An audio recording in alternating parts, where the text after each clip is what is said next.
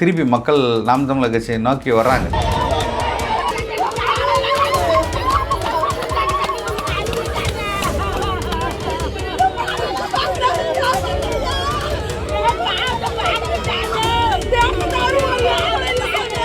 நீங்கள் திமுக காரரிடம் இதுவரைக்கும் நீங்கள் அடிமையாக இருந்து வாங்கி காசு வாங்கிட்டு இருந்தால் தான் நீங்கள் இதே அரவிந்த் ரமேஷ் அவரோட மறுப்பார் அவரு. அப்போ இப்படி இருக்கிறவங்களை நீங்கள் திடீர்னு கொண்டு போய் வச்சா அவர் என்ன பண்ணுவாங்க?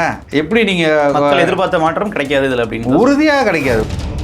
ஈமான் கூட வந்து பார்த்தீங்கன்னா நம்ம சேர்ந்து அரசியல் பண்ணலாமே தவிர அவர்களுக்கு கூட்டணி கட்சிகள் வந்து சுத்தமாக வெறுக்கிறாங்க. இந்த புகழாரங்களை எப்படி எடுத்துக்கிறாங்க? இல்லை, அதான் எதிரிக்கு எதிரி நண்பன்பாங்களே, அந்த ஒரு இடத்துக்கு அவங்க முடிவுகள் வந்ததுக்கு அப்புறமாக ஒவ்வொரு இடமாக அறிக்கும்போது முதலாவதாக குரல் கொடுக்கப்பட்டது திமுக இருந்தால் அண்ணன் சீமானாவது போயிருக்கணும், அண்ணன் சீமான் போயிருக்கணும், உண்மையான மாற்று இவர் தேர்ந்தெடுத்திருக்கலாம் அந்த மாதிரி ஒரு பேச்சு வந்து அதிமுக சைடு இருந்துச்சு, திமுக பொதுமக்களிடையே இருந்தது. அடுத்த தேர்தல்களில் தாவேக பலம் பெறுதுன்னு நம்ம எடுத்துக்கிறதா இல்லை இது இன்னொரு டிஎம்கே 2.0 நம்ம எடுத்துக்கிறதா? இல்லை, ரெண்டாவது சொன்னது தான் சரி. டிஎம்கேவோட ரொம்ப மோசமான நிலைக்கு தான் தாவேக சென்று கொண்டிருக்கு. சரி, உள்ளாட்சியில் நீங்கள் வந்து விட்டுட்டீங்க, திமுக நாம் தமிழர் கட்சி எடுத்துருச்சு, நாம் தமிழர் கட்சி அதிகமானவர்கள், அப்போ என்ன பண்ணுவீங்க? அப்போ இந்த 5 வருஷம் எதுவுமே செய்ய மாட்டீங்களா? ஒரு காரணமாக வச்சுப்பாங்க போல. இதை விட ஒரு மோசமான இடத்துக்கு இன்றைக்கி இருக்கக்கூடிய தாவேக்கா போகும். ஏன்னா அவங்களுக்கு எந்த இடத்துலையும் ஸ்ட்ரக்சரலி அவங்க வந்து ஸ்ட்ராங் கிடையாது. இன்றைக்கி அரசு நினச்சிருந்தா இன்றைக்கி எளிதில் நீங்கள் வந்து நடந்ததுக்கு காரணம் நாங்கள்ல, காவல்துறை தான் சொல்லியிருக்க முடியும். அதை சொல்ல மாட்டேறீங்க. ரீல்ஸ்க்காகவும் மக்களை மடைமாத்திருக்கும், மக்களை இதே கொதிப்பு நிலை வைக்கிறதுக்குமான ஒரு யுக்தியாக தான் நீங்கள் பயன்படுத்துறீங்க. இன்னொரு விஷயம், இப்போ சீமான் அவர்கள் தேர்தல் பிரச்சாரத்தின் போது இந்த மாதிரி வந்து படம் போட்டு காட்டினாங்க. என்னென்ன பிரச்சனைகள் தமிழ்நாடு இருக்குதுன்னு படம் போட்டு காட்டினாங்க. இந்த தேர்தல் முடிந்து 2 மாதங்கள் கூட ஆகலை. இப்போ காவிரியில் தண்ணி திறந்துடும் போது நுரையா வந்து வருது, ரசாயனம் கலந்து வருது, கிணறுகளில் முதற்கொண்டு அந்த நுரை வந்து வருது. அப்போ அதை பார்க்கும்போது இதுக்கு முன்னாடி இப்படிலாம் இருக்கும், இப்படிலாம் நடக்கும் அப்படிங்கிறத முன்கூட்டி எழுதி வச்ச மாதிரி நடக்குது. விவசாயிகளோட பிரச்சனையாக இருக்கட்டும், இப்போ வீடுகள் இடிக்கப்படுது. இப்போ கள்ளக்குறிச்சியில் கூட வந்து பார்த்தீங்கன்னா இன்றைக்கு கூட வீடுகள் வச்சாங்க, மக்கள் கதறாங்க, நாங்கள் வீடு இடிச்சிட்டிங்களே அப்படிங்கிற மாதிரி. இதுக்கெல்லாம் சீமான் அவர்கள் சொன்னார், எப்படி நீங்கள் இபி கனெக்ஷன் கொடுத்தா இப்போ வீடு இடிக்கிறன்ற மாதிரி. எல்லாமே வந்து டெம்ப்ளேட்டாக இதுக்கு முன்னாடி நடந்திருக்கு, இப்போவும் நடக்குது. ஆனால் ஒருத்தர் வந்து இதெல்லாம் பேசியிருக்கிறாரு. அப்போது இதை எப்படி பார்க்குறது நம்ம? இப்போ வந்து மக்கள் வந்து என்ன, ஒரு வேளை சீமானோட வீடியோலாம் பார்த்தாங்கன்னா அப்போவே சொன்னார் கேட்டிருக்கலாமோங்கிற மைண்ட் செட் இருக்கா? இல்லை மக்கள் இப்போ பல பேர் வந்து சீமானை கூப்பிட்றாங்க, எங்களுக்காக வந்து போராடுங்கன்னு சொல்லி கூப்பிட்றாங்க. அதே மாதிரி எப்படி நம்ம எடுத்துக்கிறது அதை? இல்லை, அதுதான் சொல்கிறேன். சோழிங்கநல்லூர் தொகுதியிலே 1000 பிரச்சனைகள் இருக்குது. திருப்பி மக்கள் நாம் தமிழர் கட்சியை நோக்கி வர்றாங்க, தேடுறாங்க. நாங்கள் வந்து அவ்வளோ தூரம் வந்து கோயிலம்பாக்கம் ஒரு பகுதி எடுத்துக்கிட்டாலும் அந்த பகுதியில் வந்து ஆக்கிரமிப்புன்னு சொல்லி பல வீடுகளை இடிக்கிறதுக்காக இருக்கும்போது தடுத்து நிறுத்தியது நாம் தமிழர் கட்சி. இன்றைக்கி கிட்டத்தட்ட 500 வீடுகளுக்கு மேலே இன்றைக்கும் வந்து பிரச்சனை இல்லாமல் வந்து அவர்கள் வந்து வராமல் இருக்கிறாங்கன்னா நாம் தமிழர் கட்சி ஒரு முதன்மையாக 500 வீடு, அப்போ 500 குடும்பம், ஒரு குடும்பத்துக்கு 4 பேர், 2000 பேருக்கு 2000 பேர். ஆனால் வாக்குகள் பார்த்திங்கன்னா அந்த பூத்தில் 30 வாக்கு வாங்கியிருக்கோம். மன வலி. கடைசி வரைக்கும் நின்னோம் அந்த மக்களுக்காக. கடைசி வரைக்கும் அந்த தேர்தல் வரைக்கும் நின்று அவ்வளோ வேலை செஞ்ச மக்கள் வந்து நம்மளை என்னடா அப்படி தூக்கி இப்படி போட்டானே அப்படிங்கிற ஒரு வழி இருக்குல்ல, அது சாதாரணமாக கடந்து போக முடியாது. ஏன்னா உண்மையாக நின்றோம். நம்ம வந்து இப்போ காசு கொடுத்தோம், இவன்கிட்டையும் காசு வாங்கினாரு, அவன்கிட்டையும் காசு வாங்கினாங்க, அதனால நமக்கு வாக்கு போடல. இல்லை, நம்ம வந்து காசை வாங்கிட்டு ஏமாற்றிட்டோம், அவங்களுக்கு எதுவும் செஞ்சு கொடுக்கல, இப்படிலாம் இருந்தால் போயிடலாம். ஆனால் உண்மையாக நின்ன மக்களை அவங்க ஏமாற்றிட்டாங்கன்னு நினைக்கும் போது அது ரொம்ப சொல்ல முடியாத வழி தான் அது. அதெல்லாம் தாண்டி வர்றதுக்கு எல்லாருக்குமே அந்த ஒரு நேரம் எடுத்துது. அப்புறமா சரி, நம்ம மக்கள் தானே, மறுபடியும் நம்ம வந்து இந்த அரசியல் இங்கேருந்து தானே செய்யணும், இவங்கக்கிட்டே தானே செய்ய வேண்டியது இருக்குது, இவங்களுக்கு தான் செய்ய வேண்டியது இருக்குது, சரி அடுத்து வர்ற ஒரு ஆட்சினாவது இதை வந்து சரி செய்யும் என்று காலம் கொடுத்து பார்க்கும்போது அதை விட இன்னும் மோசமான ஒரு இடத்துக்கு தான் அவங்க இட்டு சென்றாங்க. பொய்யான வாக்குறுதிகளை கொடுக்குறாங்க, ஏமாத்துறாங்க. இந்த மாதிரி நடக்கும்போது மறுபடியும் இங்கே ஒரு தேவை இருக்கிறது. இதில் வந்து ஒரு மாற்று தேவைப்படுது. இதில் அதான் சொல்கிறேன். இப்போ நம்ம வந்து ஒரு இடத்துல வந்து நான் சொன்னேன் இல்லையா, காசு கொடுக்காமல் இருக்கிறேங்கிற, சரி ஓகே இது சரியாக இருக்குமோ, ஒரு இடத்துல வந்து எல்லா இடத்துலையும் இஷ்டத்துக்கு சாதின்னு இல்லாமல் வாக்குகளை செலுத்தியிருக்காங்க, சரியாக இருக்குமோ, சரி ஊழல் இல்லாமல் இருக்குமோ, அப்படிலாம் பார்க்கும்போது இது எல்லாமே வந்து ஒரு மாற்றத்தை எடுத்து கொண்டு போகும், மக்களுக்கு ஒரு சரியான இதாக இருக்குங்கிறதான் நினைப்பாக தோணுச்சு. ஆனால் அது கொஞ்சம் கொஞ்சமாக அது அப்படியே டைல்யூட் ஆகிட்டே இருக்கிறதான் நம்ம பார்க்குறோம். இதுக்கு நம்ம காத்திருக்க வேண்டியது இருக்குது. நம்ம எடுத்தோன்னே இப்போ நீங்கள் வந்து ஒரு திராவிட அரசை எதிர்க்கிறதுக்கும் இப்போ வந்திருக்க தாவேக அரசை எதிர்க்கிறதுக்குமான வித்தியாசமாக தான். நாம் தமிழர் கட்சி ஏன் மூர்க்கமாக இல்லை அப்படின்னா அது புறையோடிய ஒரு கூட்டமாக இருந்தது.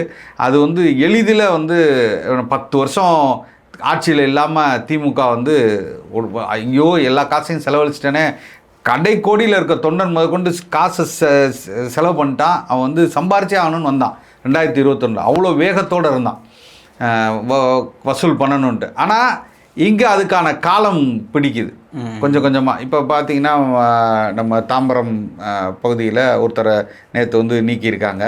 அவர் வந்து லஞ்சம் வாங்கினார்ட்டு. இது வந்து ஒரு துளி தான். இன்னும் நிறைய இடத்துல அந்த மாதிரி ஸ்ரீவைகுண்டம் பகுதியில் ஒருத்தர் வந்து இந்த மாதிரி நடந்துகிட்டு இருக்காருன்னு சொன்னாங்க. இந்த சந்தையை இழுத்து மூடுறதுக்காக பஞ்சாயத்து பண்ண அந்த மாதிரி ஒவ்வொரு இடத்துலையும் அது வந்து தொடர்ச்சியாக நடந்தது. பல இடத்துல வந்து இந்த வழக்கறிஞர் இது பணம் வாங்கிட்டு ஆமாம், அங்கே லெஃப்ட் பாண்டின்னு ஒருத்தர் பேர் அடிப்படிச்சதில் இப்படி ஒன்று ஒன்றா அங்கங்கே உருவ ஆரம்பிச்சிருக்கு. இப்போ வந்து இவங்க வந்து முதல் தலைமுறை எல்லாத்தையும் பண்ணாங்க. ஆமாம், அதுக்கு காலம் எடுத்துக்கிறாங்க. ஆனால் நேற்று முதல்வர்லாம் பேசியிருக்காரு. என்ன இப்போ அவர் பேர் என்ன, நம்ம ஸ்டாலின் அவர்கள் வந்து முன்னாள் முதல்வர் ஸ்டாலின் அவர்கள் வந்து ஊழல் பண்ணுங்கன்னு நான் சொன்னார். இல்லை அவரும் ஊழல் பண்ணார், இரும்பு கரம் கொண்டு அதே இரும்பு கரத்தை தான் இவர் எடுக்கிறேங்கிறாரு. அப்போ நீங்கள் நான் ஒரே ஒரு விஷயம் சொல்கிறேன். நான் இத்தனை ஆண்டு காலம் சம்பாதித்தேன், நான் வந்து எதுக்கு லஞ்சம் வாங்கணும் அப்படின்னு விஜய் சொல்கிறார். சரி, பெரிய விஷயம். நீங்கள் 500 கோடி சம்பாரிச்சிட்டிங்க. இந்த 500 கோடி எப்படி சம்பாரிச்சிங்க? ஒவ்வொருத்தன் பிளாக்ல டிக்கெட்டு போய் காசு கொடுத்தான், உங்கள் படத்தை முதல் நாள் பார்த்தான், போஸ்ட் ஓட்டினா, எல்லாம் பண்ணான். இப்போ அவனை நீங்கள் என்னவா ஆக்கிறீங்க? அமைச்சராக்கிறீங்க, எம்எல்ஏ ஆக்கிறீங்க. பல இடத்துல எம்எல்ஏ அமைச்சராக்கிறீங்க. இவன் நீங்கள் சம்பாதிக்கிறதுக்கு அப்போ உதவி பண்ணான், காசை போட்டான். அவனை இன்றைக்கி கொண்டு வந்து இந்த இடத்துல நிறுத்திட்டு எதுவுமே பண்ணாதரா அப்படின்னா அவன் எங்கே போவான்? நீ காசு சம்பாரிச்சிட்டு நீ கையில் எல்லாம் வச்சுருக்க, உனக்கு அது தேவையில்லை, உனக்கு எல்லாமே வந்துடுது. அவன்லாம் என்ன பண்ணுவான்? அப்போ 108 எம்எல்ஏ இருக்கானே, அவனை நீங்கள் வந்து எல்லா காசையும் உருவி தான் நீங்கள் வச்சுருக்கீங்க முன்னாடி. அவன் ரத்தமும் சதையுமாக 30 ஆண்டுகள் சம்பாரித்த காசில் கொஞ்சம் கொஞ்சமாக உங்களுக்கு கொடுத்துருக்கான். 100 ரூபா டிக்கெட்டை 1000 ரூபாய்க்கு வாங்கியிருக்கான். இத்தனை ஆண்டுகள் இவ்வளோ தூரம் செஞ்சவன், போஸ்ட் ஓட்டியிருக்கான், பேனர் ஓட்டியிருக்கான், உங்களுக்கு கட் அவுட்டுக்கு பாலாபிஷேகம் பண்ணியிருக்கான். இவனை நீங்கள் வந்து திருடாத ஒன்றும் பண்ணாத அப்படின்னா அவன் கட்சியை எப்படி அங்கே வளர்க்க போகிறான்? அவனை நீங்கள் ஆடம்பரமாக வளர்த்துட்டீங்க. அவன் வந்து ஒரு மாவட்ட செயலாளர் போஸ்டிங்க்கு ஜேசிபியில் கொண்டு வந்து மாலையை தூவி பூவை தூவி கொண்டாடின. சாதாரணமாக ஜெயிக்க மாட்டான்னு தெரியாது. அப்போவே அவன் வந்து 100 வண்டியில் வந்தான். அவனை நீங்கள் இன்றைக்கி எம்எல்ஏ ஆக்கிட்டு நான் சொல்லுவதான் நீங்கள் வந்து யாரும் தொடாதீங்க, காசு வாங்காதீங்கன்னா அவன் எங்கே போவான்? அப்போ ஒன்று நீங்கள் மொத்தமாக சம்பாரித்து அவனுக்கு எல்லாத்தையும் கொடுக்கணும், அந்த வேலையை செய்யணும். அப்படி நீங்கள் வந்து கர்ம வீர காமராஜர் மாதிரி இப்போ நாம் தமிழர் கட்சி மாதிரி எதுவுமே ஆடம்பரம் இல்லாமல் நீங்கள் ஒரு ஸ்டேஜ் போட்டிருக்கீங்களா? ஒரு இடத்துல கூட்டம் நடத்த முடியுமா? இன்றைக்கி நன்மங்கலம் பகுதியில் 3 கூட்டம் நடத்திட்டாங்க. 3 கூட்டம், ஒரு கூட்டத்துக்கு குறைந்தது 20 லட்ச ரூபா செலவு பண்ணியிருப்பாங்க. சின்ன இடம், அந்த பகுதிக்குள்ளே நீங்கள் 20 லட்ச ரூபா செலவு பண்ணி கூட்டம் நடத்துகிறீங்க. இன்றைக்கி அரிசி மூட்டை கொடுக்குறீங்க, ஆட்களை கூட்ட வச்சு இன்றைக்கும் அவ்வளோ தூரம் விளம்பரம் செய்கிறீங்க. எங்கே பார்த்தாலும் ஈசிஆர் சரணோட கட் அவுட் தான் இன்றைக்கி சொல்லிக்கணும் ஃபுல்லாக. நீ எம்எல்ஏ ஆகிட்ட, நீங்கள் உனக்கு வந்து அவ்வளோ வாக்கு வாங்கினே உங்களுக்கு தெரியாது. 2,20,000 பேர் வாக்களிச்சிருக்கான். நீங்கள் அந்த தெரு கூட எங்கே இருக்குது என்னன்னே தெரியாது. இது வரைக்கும் நீங்கள் சுற்றி வந்திருக்க மாட்டீங்க. மடிப்பாக்கம் பகுதியில் எவ்வளோ தூரம் எத்தனை இது இருக்குது, எத்தனை சந்து இருக்குது, தெருன்னே தெரியாது. உங்களுக்கு தெரியாது. நீங்கள் திமுககாரரிடம் இது வரைக்கும் நீங்கள் அடிமையாக இருந்து வாங்கி காசு வாங்கிட்டு இருந்தால்தான் நீங்கள். இதே அரவிந்த் ரமேஷ் அவரோட மறுப்பார் அவர். அப்போ இப்படி இருக்கிறவங்களை நீங்கள் திடீர்னு கொண்டு போய் வச்சா அவர் என்ன பண்ணுவாங்க? எப்படி நீங்கள் எதிர்பார்த்த மாற்றம் கிடைக்காது இதில் அப்படின்னு? உறுதியாக கிடைக்காது. அதுக்கான என்ன சொல்கிறது, அதுக்கான காலம் வெகு விரைவில் அதுக்கான இது நடக்க ஆரம்பிக்கும். நிச்சயமாக. நிறைவாக ஒரு கேள்வி சார், என்னென்னா சமீப காலமாக திமுகவினரோட ஃபேவரட்டான பொலிட்டிஷியனாக சீமான் அவர்கள் மாறிட்டு வராரு. நான் வந்து சீமான் அவர்கள் திமுக நெருங்குறாருன்னு சொல்லலை. திமுகவினர் வந்து பார்த்தீங்கன்னா சீமானை புகழ்ந்து தள்ளுறாங்க. சீமான் எதிரியாக இருந்தாலும் நெஞ்சில் குத்துவாரியா, துரோகிகள் மாதிரி முதுகுல குத்த மாட்டாருன்ற அந்த ஒரு டேர்ம் இருக்கு இல்லையா? எல்லா திமுக காரங்களும் சொல்கிறாங்க. சீமான் மேலே ஒரு வெறுப்பாக பார்ப்பாங்க. சீமான்லாம் அரசியல் விட்டு. ஆனால் இன்றைக்கு வந்து என்னென்னா சீமான் நேர்மையானவர்ப்பா, நம்மளை வந்து என்றைக்குமே இந்த மாதிரி சீமான் கூட வந்து பார்த்தீங்கன்னா நம்ம சேர்ந்து அரசியல் பண்ணலாமே தவிர அவர்களுக்கு கூட்டணி கட்சிகள் வந்து சுத்தமாக வெறுக்கிறாங்க. இந்த புகழாரங்களை எப்படி எடுத்துக்கிறது? நம்ம ஏற்றுக்கவும் முடியாது. அதே டைமில் வந்து அவர்கள் அதிகமாக புகழ்ந்துக்கிட்டே இருக்கிறாங்க. அப்போ இந்த புகழ்ச்சி அப்படிங்கிறதா நாம் தமிழர் கட்சி மேலே திமுக கூட சேர்றாங்களோ ஒரு சாடையை வந்து ஏற்படுத்துது. அதை எப்படி பார்க்குறது? இல்லை, அதான் எதிரிக்கு எதிரி நண்பன்பாங்களே, அந்த ஒரு இடத்துக்கு அவங்க போகிறாங்க. அந்த அந்த ஸ்ட்ராட்டஜி அவங்க யூஸ் பண்ணுறாங்க. ஏன்னா கூட இருந்த எல்லாரும் ஒவ்வொருத்தராக அந்த அந்த பக்கம் நகர்ந்ததுனால இப்போதைக்கு ஒரு வலுவான ஒரு தலைவனாக எப்போதும் இருக்கக்கூடிய, எந்த இடத்துலையும் சமரசம் இல்லாத ஒரு தலைவனாக இருக்கக்கூடிய அண்ணன் சீமான் அவர்களே அவங்க அப்படி பார்க்கணும். இது வந்து தேர்தலுக்கு அப்புறம் பார்க்கல. எனக்கு தெரிந்து நான் உண்மையை சொல்ல வேணும்னா திமுகவின் முக்கிய பொறுப்பாளர்களே தேர்தலுக்கு முன்பு இருந்தே அந்த பேச்சு தான் அடிபட்டுச்சு. அதாவது தேர்தல் முடிந்து எப்படி சொல்கிறது, தேர்தல் முடிவுகள் வந்ததுக்கு அப்புறமாக ஒவ்வொரு இடமாக அறிவிக்கும்போது முதலாவதாக குரல் கொடுக்கப்பட்டது திமுக இருந்த அண்ணன் சீமானாவது போயிருக்கணும், அண்ணன் சீமான் போயிருக்கணும், உண்மையான மாற்றுன்னு இவர் தேர்ந்தெடுத்திருக்கலாம். ஆமாம், அந்த மாதிரி ஒரு பேச்சு வந்து அதிமுக சைடு இருந்துச்சு, திமுக பொதுமக்களிடையே இருந்தது. என்னென்னா கடுமையான உழைப்பை கொடுக்கக்கூடிய, எந்த இடத்திலும் சமரசம் இல்லாமல் இந்த தளத்தில் பயணித்த சண்டை வேற. திமுகவுக்கும் நாம் தமிழர் கட்சிக்கும் அதிமுகவும் பாஜகவுக்கும் கருத்தியல் ரீதியாக நாம் வந்து ஒரு இடத்துலையும் சோர்வடையாமல் நம்ம சண்டை செஞ்சுருக்கோம். அப்போ அது வந்து ஒரு ஆரோக்கியமான ஒரு போட்டியாக இருந்தது, ஒரு விவாதமாக இருந்தது, ஒரு களமாக இருந்தது. அப்போ நான் வந்து ஒரு விஷயத்தை எடுத்து சொல்கிறேன், தமிழ் தேசியம்னா என்னன்னு சொல்கிறேன், திராவிடம்னா நீங்கள் என்னன்னு சொல்கிறீங்க, திராவிடத்துக்கு இது சரியான கருத்து அல்ல, இது சரியான பொருள் அல்லன்னு நான் சொல்கிறேன். அப்போ உங்களால் அதுக்கு பதில் சொல்ல முடியல. இது வந்து ஒரு ஆரோக்கியமான கருத்தியல் மோதல் இருந்துச்சு. நீங்கள் வந்து காவிரிக்கு என்னென்ன துரோகம் செஞ்சுருக்கீங்கன்னு எடுத்து அடுக்கும்போது ஆமாம் நாங்கள் தவற விட்டுட்டோன்னு அவர்கள் உணர்கிற மாதிரி இருந்துச்சு நாங்கள் பேசக்கூடிய விஷயங்கள். அப்போ அந்த இடத்துல வந்து அவர்களுக்கு ஒரு அச்சம் இருந்தது. ஒரு சரியான எதிரியாக திமுக அவங்க பார்த்தாங்க, நாங்கள் பார்த்தோம், அவங்க நாம் தமிழரை பார்த்தாங்க. இந்த களத்தில் சண்டை இப்படி தான் இருக்கணும், ரெண்டு பேரும் வந்து ஒரு சமமான ஒரு எப்படி சொல்கிறது, ஒரு கொள்கையும் கோட்பாடும் உள்ள ரெண்டு பேர் மோதிக்கிறாங்க, ஒரு சமதளத்தில் நிற்கிறாங்க. நாம் இத்தனை ஆண்டுகளாக இந்த ஆட்சியில் இருக்கோம், பணபலமும் இருக்கோம், ஆனாலும் எங்களுக்கு சமமாக ஒரு கட்சி இங்கே மோதி கொண்டு இருக்கிறது. வைகோ அவர்கள் கூட சொன்னார், சண்டை அப்புறம் வச்சுக்கோங்க, திமுக திராவிடத்தின் சண்டை அப்புறம் வச்சுங்க, நம்மளுக்கு பொது எதிரி ஒருத்தர் வந்தாருன்னு சொன்னார் இல்லையா. அன்று முதல் இன்று வரை நாம் தமிழர் கட்சி அதே ஸ்டாண்டில் இருக்குது. அதனால தான் அவங்களுக்கு வந்து இந்த களத்தில் சொல்லுவாங்களா, டே நம்ம சரியான போட்டியாளர், நம்ம எப்படி நினைப்போம், ஒரு மதிப்பு கொடுக்குறாங்க. நம்ம வந்து ஒரு மேட்ச் நடந்தாவே நீங்கள் மோதும்போது ஒரு ஈக்குவலான ஆள்கிட்ட தான் மோதல்னு நினைப்பீங்க. அப்படி நினச்சாங்க எல்லாருமே. இன்றைக்கி காங்கிரஸ் சொல்லுது, இன்றைக்கி வந்து ஐயா சூர்யா வெற்றி கொண்டான் கூட ஒரு பேட்டியில் சொல்லியிருந்தார், காங்கிரஸ் என்ற கட்சியை வந்து மண்ணோடு மண்ணாக புதைச்சதில் சீமான் அவர்களின் பங்கு அதிகம். அது இப்போதான் சொல்கிறாங்க. அது எல்லாருக்கும் தெரியும், அதான் உண்மை. எல்லாருக்கும் அது தெரியும், திமுகவுக்கு தெரியும், காங்கிரஸுக்கு தெரியும்.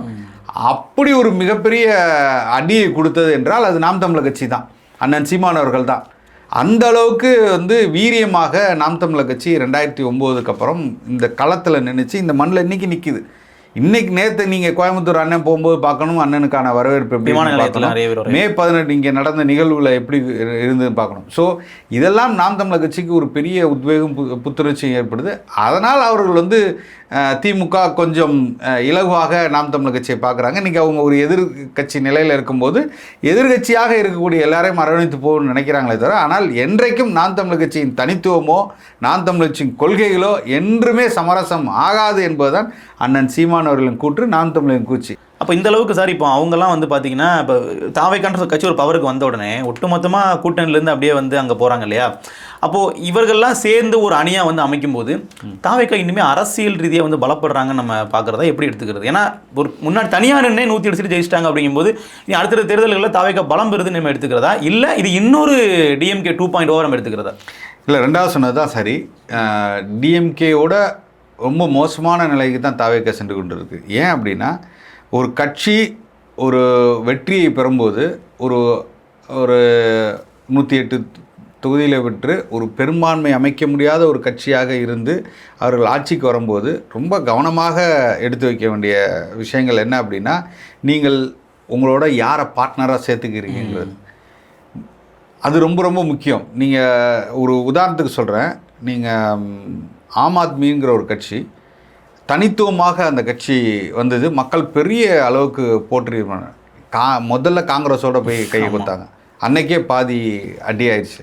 அதுக்கப்புறம் அந்த கட்சி வந்து கொஞ்சம் கொஞ்சமாக அப்படியே அடுத்த இது நோக்கி கரைய ஆரம்பிச்சு. அடுத்து பாஜக வந்து கொஞ்சம் கொஞ்சமாக அந்த கட்சியை வந்து உடச்சி விட்டாங்க. அப்படியே இப்போ அந்த கட்சியில் வந்து பெரிய பெரிய தலைகள் எல்லாமே வெளில போயிட்டாங்க. இன்றைக்கி வந்து கட்சி சின்ன இதை விட ஒரு மோசமான இடத்துக்கு இன்றைக்கி இருக்கக்கூடிய தாவேக்கா போகும். ஏன்னா அவங்களுக்கு எந்த இடத்துலையும் ஸ்ட்ரக்சரலி அவங்க வந்து ஸ்ட்ராங் கிடையாது. நீங்கள் வந்து எப்படி சொல்கிறது, உங்களோட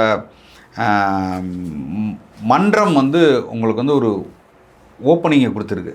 அதை வச்சு நீங்கள் உள்ளே வந்துட்டீங்க. ஆனால் பொலிட்டிக்கலி நீங்கள் வந்து ஐடியாலஜிக்கலி நீங்கள் வந்து ஸ்ட்ராங்காக இருக்கீங்களா அப்படின்னா ஒன்றுமே இல்லை. நீங்கள் எந்த பக்கம் போனாலும் போகிறீங்க, எந்த சைடு உள்ள நீங்கள் எடுத்துக்கிறீங்க. அதிமுக கலந்து வரீங்கன்னா வாங்க, பாஜகனாலும் சரிங்கிறீங்க. பாஜக கொள்கைக்கு நேர் எதிர் அப்படின்னு சொல்ல மாட்டீங்க. இன்றைக்கி வந்து வந்தே மாதரத்தை பற்றி உங்களோட முடிவு என்ன அப்படின்னா அதை பற்றி பேச மாட்டீங்க. எதுக்கு வந்தே மாதரம் பாட பண்ணோம், நாங்கள் தான் தேசிய கீதம் பாடுறோமே, அந்த இடத்துல எதுக்கு இன்னொரு தடவை வந்தே மாதரம் வேணுங்கிற இடத்துல நீங்கள் ஸ்டாண்டு எப்படி சரியாக நிற்கல. இன்றைக்கி காவேரி பிரச்சனை இல்லை, மேகதாது பிரச்சனை இல்லை, இன்றைக்கி வந்து கச்சத்தீவு பிரச்சனை இல்லை, இன்றைக்கி முல்லை பெரியார் பிரச்சனை இல்லை. உங்களோட ஸ்டாண்டு என்னங்கிற முடிவு எடுக்காமல் தடுமாற்றத்தில் இருக்கீங்களே. இன்றைக்கி வந்து தேசிய கல்விக் கொள்கையில் உங்களுக்கு என்ன இது இருக்குது, பிடிப்பு இருக்குது, நீங்கள் வந்து எதை வேண்டாம்னு சொல்ல போகிறீங்க. கொஞ்சம் கொஞ்சமாக அவன் உள்ளே தள்ளிக்கிட்டே இருக்கான். ஒரு இடமா வந்து நகர்த்தி கொண்டு உங்களை வந்து பயன்படுத்தி கொண்டே இருக்கிறது பாஜக. பின்னாடி இருந்து உங்களை இயக்கி கொண்டே இருக்கிறது. அதுக்கு நீங்கள் வந்து செவிசாய்த்து கொண்டே இருக்கிறீங்க. ஏன்னா உங்களுக்கு பின்னாடி ஒரு கத்தி தொங்கிக்கிட்டே இருக்குது. கரூர் சிபிஐ வழக்காக இருக்கட்டும், உங்கள் மீது பல குற்றங்கள் ஏற்கனவே வாகனம் கார் வாங்கினதில் இருக்கக்கூடிய வரி கட்டாமல் ஏற்றதாக இருக்கட்டும், இந்த மாதிரி சிக்கல்கள் இருக்கிட்டே இருக்குது. அதை வைத்து அவர்கள் உங்களை வந்து பின்னாடி வந்து இயக்கிக்கிட்டே இருக்காங்கிற குற்றச்சாட்டுக்கு ஆளாற மாதிரி தான் இப்போ நடக்கக்கூடிய நிகழ்வுகள்லாம் தெரியுது. நீங்கள் வந்து கரூர் சம்பவத்தில் திமுக குற்றச்சாட்டுறீங்க, சரி, காவல்துறையும் குற்றச்சாட்டுறீங்க. தேங்க்ஸும் சொல்கிறேன். காவல்துறைக்கு நன்றி சொல்லி காவல்துறை கூட்டிகிட்டு போனதை இன்றைக்கி வந்து காவல்துறை அவங்க குற்றச்சாட்டை நிரூபிக்க முடியல. உங்கள்கிட்ட தான் அரசு இருக்குது. இன்றைக்கி அரசு நினச்சிருந்தா இன்றைக்கி எளிதில் நீங்கள் வந்து நடந்ததுக்கு காரணம் நாங்கள்ல, காவல்துறை தான் சொல்லியிருக்க முடியும். அதை சொல்ல மாட்டேறீங்க. அதை வந்து ஒரு ரீல்ஸ்க்காகவும் மக்களை மடைமாத்திருக்கும், மக்களை இதே கொதிப்பு நிலை வைக்கிறதுக்குமான ஒரு யுக்தியாக தான் நீங்கள் பயன்படுத்துறீங்க. எம்ஆர் விஜயபாஸ்கர் அவர்கள் பதவி விலை வந்ததுக்கு அப்புறம் கரூரே போயிருக்காங்க. கரூர் தொகுதி காலியானதுக்கு அப்புறம் தான் அங்கே போயிட்டு ஒரு அரசியலுக்காக பயன்படுத்து, அங்கே போயிட்டு இடைத்தேர்தலை செஞ்சு விடுங்கன்ற ஓட்டு போடுங்க. அந்த அளவுக்கு தான் நீங்கள் இருக்கீங்க. அந்த அளவுக்கு தான் முதலமைச்சரின் பார்வை இருக்குது. இன்னும் வந்து தன் மக்களுக்காக நல்லதை செய்ய வேண்டும், என்னை ஏதோ விதத்தில் தேர்ந்தெடுத்து விட்டார்கள், அவர்களுக்கு வந்து சரியான ஒரு ஆட்சியை கொடுக்க வேண்டும் என்ற இடத்துக்கு இவங்க நகர்ந்த மாதிரி தெரில. அப்படி நகர்ந்துருந்தாங்கன்னா காவல்துறை அதிகாரிகள்லாம் வந்து போன முறை வந்து பயன்படுத்தின அதே அதிகாரிகளை நீங்கள் வந்து பயன்படுத்துனீங்க. அருண் அவர்களாக இருக்கட்டும், வருண் அவர்களாக இருக்கட்டும், இல்லைன்னா ராதாகிருஷ்ணன் அவர்களாக இருக்கட்டும், ஐஏஎஸ் ஆஃபீஸர் ராதாகிருஷ்ணன், இவங்களெல்லாம் நீங்கள் தொடர்ச்சியாக நீங்கள் உங்களோட இடத்துல அப்போ அவங்க வந்து திமுக அரசில் எந்த இடத்துலையும் ஊழல் குற்றச்சாட்டுக்கோ இல்லை இங்கே நடந்த சட்டம் ஒழுங்கு பிரச்சனைக்கோ எந்த இடத்துலையும் அவர்களுக்கு தார்மீக பொறுப்பு இல்லைன்னு நீங்கள் நினைக்கிறீங்களா? இவர்கள் இல்லாமல் இந்த பிரச்சனையெல்லாம் நடந்துருச்சுன்னு நீங்கள் நினைக்கிறீங்களா? வாய்ப்பே இல்லை. அப்போ ஏதோ ஒரு விதத்தில் மேலிருந்து கொடுக்கப்பட்ட அழுத்தத்துக்காகவோ இல்லை அவர்களாகவோ இந்த தவறுகளை செஞ்சுருப்பாங்க தானே அர்த்தம். நிச்சயமா. அப்போ நீங்கள் மறுபடியும் நீங்கள் அவர்களுக்கு அந்த இடத்துல கொடுத்தீங்கன்னா அப்புறம் நீங்கள் வந்து இன்றைக்கி அருண் அவர்கள் நீங்கள் பதவியை மாற்றிருக்கீங்க. இத்தனை நாள் ஏன் கொடுத்தீங்க, இன்றைக்கி ஏன் மாற்றினீங்க? அப்போ 2 மாத காலமாக நீங்களே சொல்கிறீங்க அங்கே வந்து பல ரெய்டுகள் நடக்க போக இருந்துச்சு. கேஎன் நேரு மீது இருக்கட்டும், இல்லை பல முன்னாள் அமைச்சருக்கு மீது ஏவாவேலு மீது நடக்க இருந்த எல்லாத்தையும் ரகசியமாக அவர்கள் வெளியிட்டார்கள். அதனால்தான் வந்து இப்போ நாங்கள் அவர் வந்து வேறு ஒரு காவல் இதுக்கு அனுப்புகிறோம் அப்படிங்கிறீங்க. இன்றைக்கி வந்து ஆயுதப்படைக்கு அனுப்பிச்சிருக்காங்க, இன்னொருத்தர் வந்து போலீஸ் அகாடமி பயிற்சி பள்ளிக்கு அனுப்பிச்சிருக்காங்க. ஸோ இப்படி நீங்கள் மாற்றம் செய்கிறதுக்கு இத்தனை காலம் நீங்கள் காத்திருந்தது ஏன்? உங்களால் இதை கூட பிடிக்க முடியலையா? அப்போ உங்களுக்குள்ளேயும் பல சிக்கல்கள் இருக்குது, பல பிரச்சனைகள் இருக்குது. நீங்கள் ஏதோ ஒரு இடத்துல சமரசம் ஆகிற மாதிரி ஆகிறீங்க, அப்புறம் நீங்கள் வந்து நடவடிக்கை எடுக்க முன் வர்றீங்க. இப்படிங்கும்போது மக்களுக்கு உங்கள் மேலே இருக்கிற நம்பிக்கை போயிட்டு தான் இருக்குண்ணே. சார் அவங்க இப்போ வரைக்குமே உள்ளாட்சியில் வந்து நீங்கள் விசிலுக்கு ஓட்டு போடாத வரைக்கும் எங்களால் மக்களுக்கு எதுவும் பண்ண முடியாதுன்ற மாதிரி கரண்ட் கட்டு இந்த பட்சம் இருந்தாலுமே கவுன்சிலர்லாம் டிஎம்கே கவுன்சிலர் இருக்காங்க, மேயர்லாம் திமுக இருக்காங்க, நீங்கள் அதை எங்களுக்கு மாற்றி கொடுங்க, நாங்கள் அப்போ தான் பண்ண முடியுன்ற மாதிரி ஒரு இதை வைக்கிறாங்க. அப்போ உள்ளாட்சியில் அவர்கள் வந்து வெற்றியை நோக்கி வந்து எல்லா கட்சிக்காரங்களையும் உள்ளெடுத்து அந்த கட்டமைப்பு வலுப்படுத்த வந்து முயற்சி பண்ணுறாங்களா? இப்போ நாம் தமிழர் கட்சி எந்த அளவுக்கு நீங்கள் செயல்பட போகிறீங்க உள்ளாட்சியில் அறிவிச்சாங்க அப்படின்னா? இல்லை, அதாவது ஒரு நகைச்சுவை இருக்குது. செந்தில் ஒரு இடத்துல வாங்க எல்லாரும் வாங்க, நான் மலையை இன்னைக்கு தூக்கி காட்டுறேன் பாரு. உடனே எல்லாரும் காசெல்லாம் வசூலித்து போட்டு வந்துருட்டோம் அப்படின்னு சொல்லிட்டு அவரை வந்து ஆதரித்து எல்லாம் வந்து கூட்டமாக நின்றுவாங்க. அப்படி தான் இன்றைக்கி எல்லாம் வெற்றி கொடுத்து விஜயை நிற்க வச்சுருக்காங்க. பண்ணுங்க செய்யுங்க அப்படிங்கிறாங்க. இவர் என்ன பண்ண, வாங்க ஒன்றும் பிரச்சனை இல்லை, நீங்கள் எல்லாம் சேர்ந்து அந்த மலையை தூக்கி என் தலையில் வைங்கிற மாதிரி இது வரைக்கும் வந்தது பத்தாதான். இவர் முதலமைச்சர் ஆக்குற பத்தாது, இனி உள்ளாட்சியிலையும் அடுத்து என்ன சொல்லுவார், என்னை வந்து பிரைம் மினிஸ்டர் ஆக்குங்க, அப்போ தான் நாட்டுக்கு வந்து மொத்த வருவாயெல்லாம் நான் வந்து எடுத்துகிட்டு வர முடியும், இது வரைக்கும் பத்தா, எனக்கு சிஎம் பத்தாது, பிஎம் ஆக்குங்க அப்படிம்பாருன்னு நினைக்கிறேன். அந்த அளவுக்கு தான் இந்த கட்சி இருக்குது, இந்த புரிதல் இருக்குது. உங்ககிட்ட இந்த ஆட்சியை கொடுத்து இத்தனை எம்எல்ஏக்கள் கொடுத்து இத்தனை அமைச்சர்கள் வச்சுருக்கேன், உங்களால் முடியாது, நான் வந்து மறுபடியும் நான் உள்ளாட்சிக்கு போகணுன்னா உங்களை நான் என்ன எப்படி நாங்கள் மக்கள் வந்து ஏற்றுக்கிறது? உள்ளாட்சியில் நீங்கள் வந்து விட்டுட்டீங்க, திமுக நாம் தமிழர் கட்சி எடுத்துருச்சு, நாம் தமிழர் கட்சி அதிகமானவர்கள், அப்போ என்ன பண்ணுவீங்க? அப்போ இந்த 5 வருஷம் எதுவுமே செய்ய மாட்டீங்களா? ஒரு காரணமாக வச்சுப்பாங்க போல. நீங்கள் என்ன கொடுக்குறீங்களோ அதை தானே கொண்டு போய் செயல்படுத்துகிறாங்க அவங்க. உள்ளாட்சி உங்களுக்கு இல்லாததை இல்லை இந்த கட்சிகள் இந்த ஆட்சியில் உள்ளவங்க செய்ய கொடுக்காத திட்டங்களை அவர்கள் போய் செய்ய முடியுமா? அப்படி இல்லை. அப்போ உங்கள் கண்ட்ரோலில் இருக்கக்கூடிய இந்த தமிழ்நாட்டை நீங்கள் ஆட்சி செய்யாமல் நீங்கள் கீழே உள்ள, சரி ஓகே 108 தொகுதி தான் நீங்கள் ஜெயிச்சிருங்க, மீதி உள்ள தொகுதிகள்லாம் நீங்கள் செய்ய மாட்டீங்களா? அப்போ நிச்சயமா நீங்கள் இன்னும் 116 தொகுதியை என்னை வெளில வைங்க, அப்போ தான் நான் வந்து மொத்தமாக பண்ண முடியும் பாரா? நியாயமான கேள்வி சார். நிச்சயமா ரொம்ப எல்லா கேள்விகளும் ரொம்ப தெளிவாக வந்து கூர்மையாக பதிலளிச்சிங்க. நேர்காணல் கொடுத்த மிக்க நன்றி. நம்ம தொடர்ச்சியாக பேசுவோம். நன்றி.